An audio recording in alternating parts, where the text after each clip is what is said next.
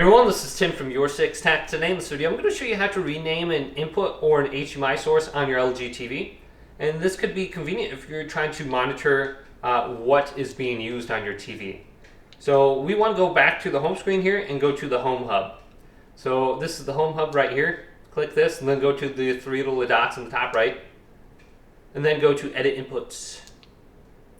Then you can see I have PS5 Gaming Console down here. So I might go to HDMI number 3 and type in, maybe I put in a Fire Stick or something like that in the future. Fire Stick. I'll be watching that at some point in time. And then go to Enter. Boom, Fire Stick is listed as a source. So we can go to Save Now. And we should see it down here, HDMI number 3.